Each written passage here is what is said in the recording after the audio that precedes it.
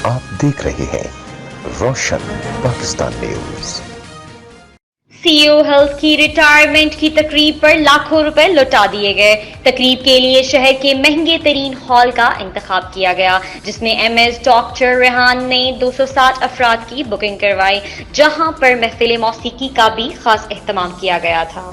जराये के मुताबिक ये तकरीब महकमा सेहत के हेल्थ न्यूट्रिशन डिपार्टमेंट की जानिब से मुनक्किद की गई, जबकि अलमिया ये है डीएच हॉस्पिटल हाफिजाबाद में दवाएं मैसर हैं और बेड्स की शदीद कमी होने की वजह से मरीजों को शदीद मुश्किलात और कोफ का सामना है। जबकि महकमा हेल्थ के अफसरान अयाशी में मगन हैं। एमएस डॉक्टर रेहान की इंसानी दुश्मनी इस लीक कॉल से भी की जा सकती है, जिसमें वो एक मरीज की लवाहिक खातून को किस तरह बातों में टाल मटोल कर रहे हैं।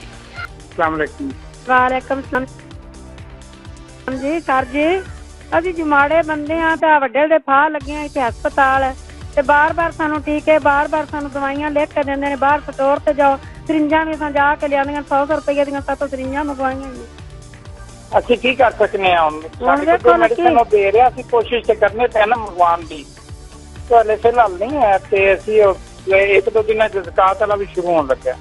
ਹੁਣ ਆ ਬੱਚਿਆਂ ਦੀਆਂ ਸਿੰਜਾਂ ਵੀ ਕੋਲੋਂ ਜਾ ਕੇ ਆਂਦੀਆਂ ਨੇ, ਹੁਣ ਟੀਕੇ ਲਿਖ ਕੇ ਦਿੱਤੇ ਨੇ, ਹੁਣ ਸ਼ਰਬਤ ਲਿਖ ਕੇ ਦਿੱਤੇ ਨੇ। ਇਸ ਹਫ਼ਤੇ ਦੇ ਵਿੱਚ ਸਮਾਨ ਆ ਰਿਹਾ ਸਾਨੂੰ ਜੀ ਜੀ। ਸਾਡੇ ਕੋਲ ਫਿਲਹਾਲ ਕੁਛ ਨਹੀਂ ਹੈ, ਜੋ ਵੇਖ ਲਓ ਤੁਸੀਂ, ਜੇ ਸਾਨੂੰ ਬਿਹਤਰ ਸਮਝਦੇ ਹੋ ਕਰ ਲਓ। ਤੇ ਬੱਚੇ ਉਸੇ ਤਰੀ ਪੋਟੀਆਂ ਕੀਤੀ ਆਉਂਦੇ ਨੇ, ਉਸੇ ਤਰੀ ਉਲਟੀਆਂ ਕੀਤੀ ਆਉਂਦੇ ਨੇ। ਮੈਨੂੰ ਤੁਸੀਂ ਹੱਲ ਵੀ ਤਾਂ ਦੱਸੋ ਨਾ, ਮੈਂ ਕੀ ਕਰ ਸਕਦਾ, ਮੈਨੂੰ ਹੱਲ ਦੱਸਿਆ ਕਰੋ, ਫਿਰ ਅਸੀਂ ਉਂਝ ਕਰੀਏ ਨਾ। ਤੇ ਤੁਸੀਂ ਹੁਣ ਹਾਲੇ ਹੀ ਕਰ ਸਕਦੇ ਹੋ ਕਿ ਉਹਨਾਂ ਨੂੰ ਆਖੋ ਕਿ ਕੋਲੋਂ ਹਰ ਕੇ ਟੀਕੇ ਸ਼ੀਕੇ ਪਾਓਗੇ। ਕਿੰਨਾ ਮੁੱਕੇ ਜੀ, ਕਿੰਨਾ ਨੂੰ ਆਖਾਂ ਮੈਂ, ਆਨਾ ਪਿਆ ਵਾ ਸਭ ਨੂੰ ਆਖਿਆ ਕਿ ਸਾਡੇ ਕੋਲ ਫਿਲਹਾਲ ਖਤਮ ਹੋ ਗਿਆ ਤੇ ਸਾਨੂੰ ਦਿਓ ਕੋਈ ਬਫੈਸ ਸਰਿੰਜਾਂ ਵੀ ਬਾਹਰੋਂ ਲਿਆਵੋ। ਅੱਗੇ ਵੀ ਕਿੰਨੀ ਵਾਰ ਆਏ ਆ ਤੇ ਇੱਥੇ ਲੈ ਕੇ ਸਰਿੰਜ ਲਗਾਈ ਸੀ। ਆਪਣਾ ਤੁਸੀਂ ਨਾ ਨਾ ਕਰੋ, ਮੇਰੇ ਲਈ ਵੀ ਦੇਖੋ ਨਾ, ਮੈਂ ਤਾਂ ਅਸੀਂ ਆਨੇ ਤੇ ਪਏ ਆ ਨਾ। हाफिजाबाद के शहरियों ने तब्दीली सरकार से उन अवामी मसाइल का सद्भाव करने की अपील की है। शहरियों का कहना है कि हमने हुकूमत को वोट अपने मसाइल को हल करने के लिए दिया था, जबकि यहाँ तो उल्टी गंगा बह रही है।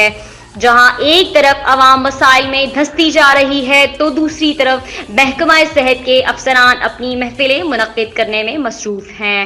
राबिया मलिक, रोशन पाकिस्तान न्यूज़, इस्लामाबाद।